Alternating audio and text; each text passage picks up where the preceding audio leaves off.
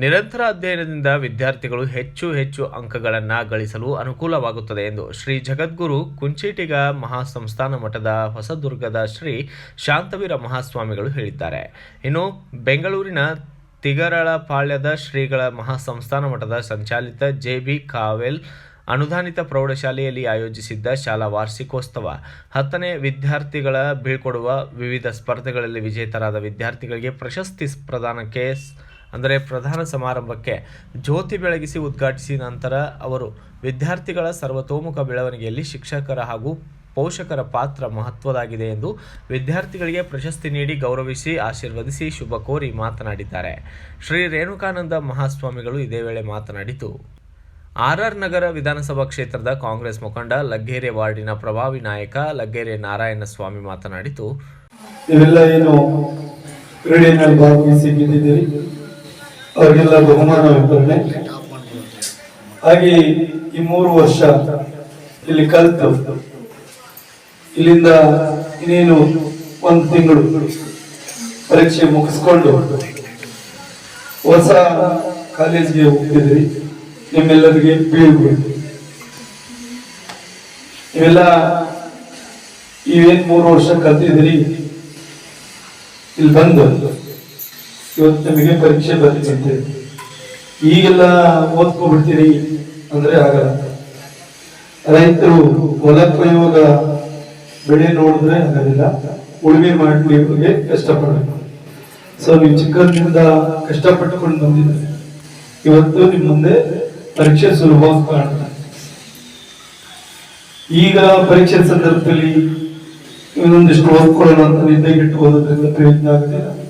ಚೆನ್ನಾಗಿ ಊಟ ಮಾಡಿ, ಚೆನ್ನಾಗಿ ನಿದ್ದೆ ಮಾಡಿ, ಧೈರ್ಯದಿಂದ ಪರೀಕ್ಷೆಗೆ ಹೋಗಿ ಕೂತ್ಕೊಳ್ಳಿ.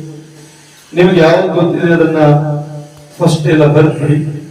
ಆಮೇಲೆ ಸ್ವಲ್ಪ ಡೌಟ್ಸ್ ಇರೋದನ್ನ ಯೋಚನೆ ಮಾಡಿ ನಿಧಾನಕ್ಕೆ ಬರೀ.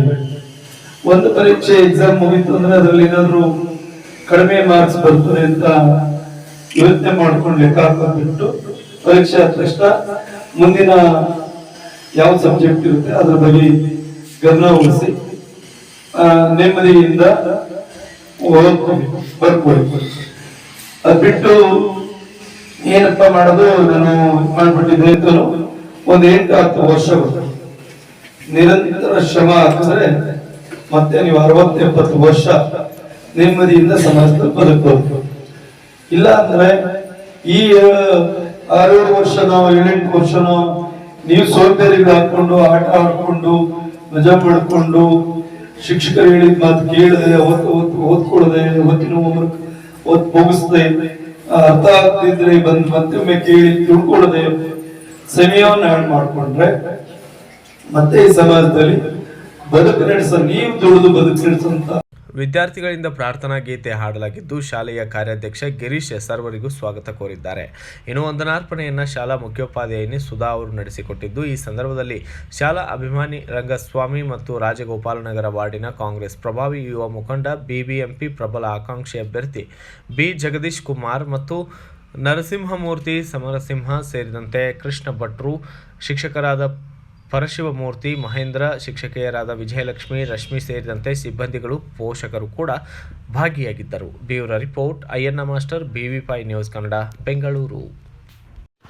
Thanks for watching. Read, discuss and debate with editor Dr. Yan Prashant Rao. Wanted reporters in print, digital and visual media for Bharat Vaibhav Daily Newspaper, BV News 5 Channel and BV Fast Web News from all the talukas of Karnataka, Goa and Maharashtra.